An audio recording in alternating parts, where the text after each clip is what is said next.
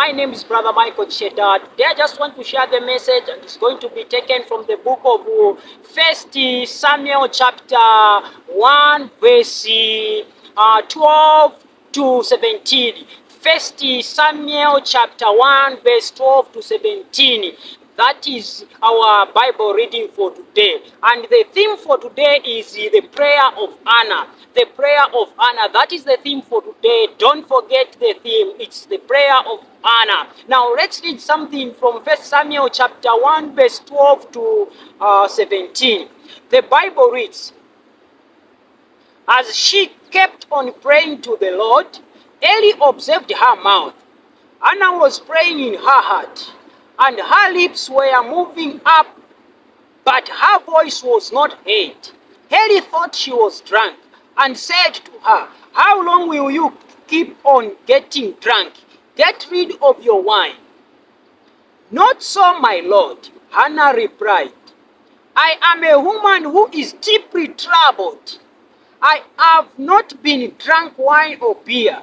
I was pouring out my soul to the Lord. Do not take your servant for a wicked woman. I have been praying here out of my great anguish and grief.' Eli answered, 'Go in peace, and may the God of Israel guarantee you what you have asked of him.'" Now here the story was about Hannah, the prayer of Hannah.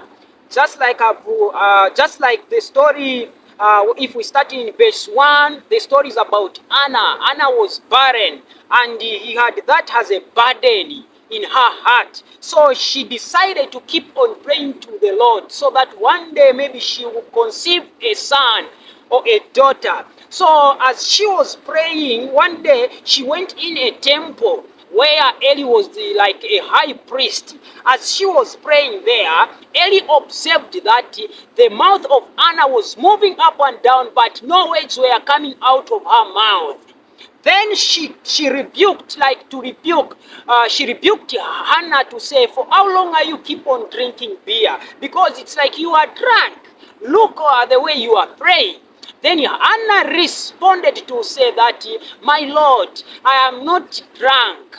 Don't mistake your servant, the servant to be like a useless woman who is drunk. No, I'm not drunk. I'm just in a right state of my mind. The problem is I have too many troubles in my heart. I have anguish and grief in my heart.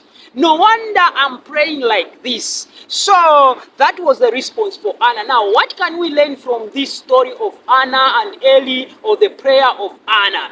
The first thing I would like to share to you is that Anna made a choice to say prayer will become my hobby, and prayer will become like my lifestyle that I'll be doing each and every time, not until my problems will be solved.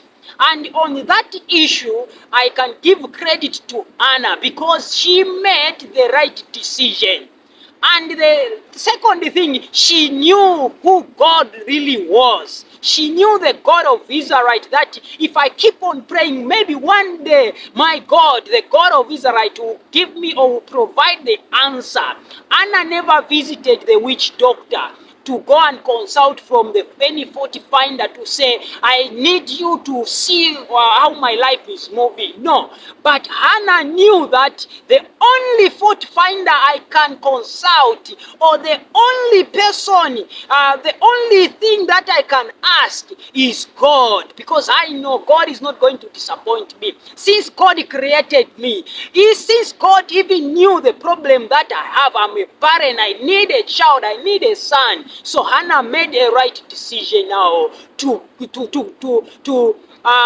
solve her problems using her knees in a temple, meaning she was keep on praying each and every day to the living God. Now the question comes in, whom are you addressing to your problems? Is it the witch doctor? I know we may pass through a lot of problems. We may pass through a lot of things. We may be pushed. We may be kicked left, center, back by the devil, but we should know that the Lord Almighty is all powerful. If you ask him, he will provide. Jesus said, ask in my name, and whatever you shall ask in my name shall be given to you. My dear out there, my sister out there, whom are you addressing to your problems? Whom are you calling for help? Is it the devil? Is it the demons that you are inviting to come and solve your problems? Learn from Anna. Anna prayed continuously without stopping to the living God, because he knew that God one day surely will answer my prayer.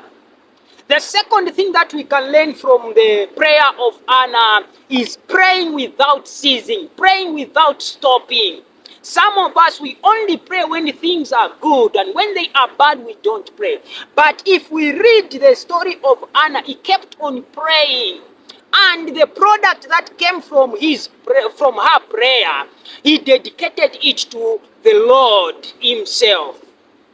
Now, for us, some of us, when we are praying and we have that thing that we want, we even forget about the God who gave us that thing, or things that we were praying for.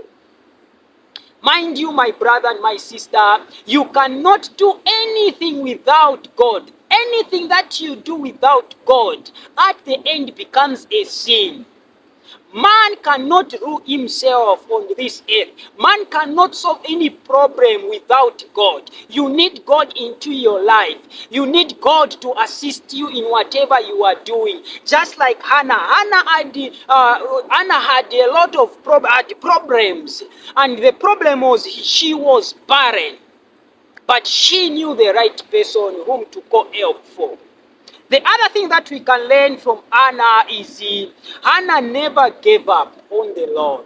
He trusted in the Lord, no matter how he was discouraged at this some point, or let me use the right word to say, no matter how Eli misunderstood the burden of Hannah. He misinterpreted Hannah to say maybe she is drunk, but Hannah never gave up to say, since Eli has judged me to say I'm drunk, then I'll stop praying. No. One thing we can learn from this scripture is that people may persecute you, yes, of course, who are in church because of your lifestyle of your prayers. You take prayers too serious. People may laugh at you. People may think that maybe you are boasting, or you want them to think that you are the only person who knows God. But the fact is, keep on praying. Hannah never gave up. Even though Eli misunderstood her to say maybe she is drunk, Hannah never gave up. I know the barriers may be, or maybe the misunderstood may be caused by the tradition of your church. The church may be hindering you to pray in spirit and in faith, but you should not stop praying. The good news is that you may pray wherever you are. God is not engulfed by the geographical location, no. God is not confined by the geographical location, no. You can pray as you are walking. You can pray as you are running. You can pray as you are sleeping. You can pray as you are in a vehicle. God will surely answer your prayers. Never be demoralized. Never be never give up on God, because God watches each and every move you are making. The other thing is, Anna kept on praying, and she had a positive mind to say, God will answer my prayer.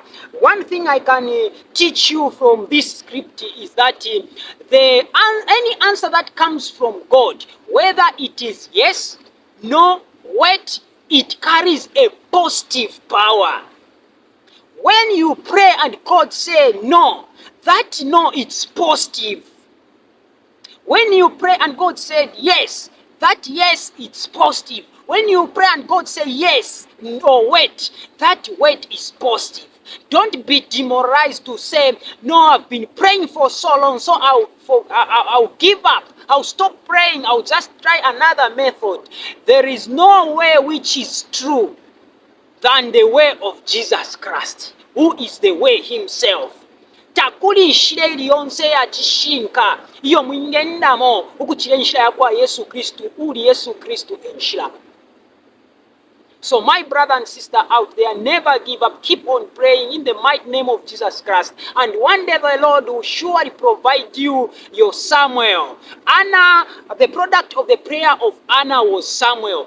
At a later stage, Samuel was produced. Anna was impregnated and he produced, he gave birth to Samuel. Even you, by the grace of God, the year will come or the day will come when you are going to receive your own Anna, your own Samuel. You are going to receive your own Samuel. He might not be a son. He might be your daughter. He might not be a daughter or a son. It might be a favor. In whatever you touch or whatever you touch becomes God into your life. Meaning it becomes favor into your life.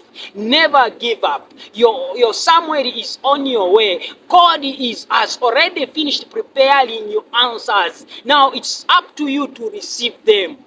Claim them in the mighty name of Jesus Christ. Receive those answers in the mighty name of Jesus Christ. Never doubt God, because God is not a liar. Man can be a liar, but not God. May the Lord bless you in the mighty name of Jesus Christ. I've been your brother in Christ, Michael Cheda. I salute you in the mighty name of Jesus Christ. Amen.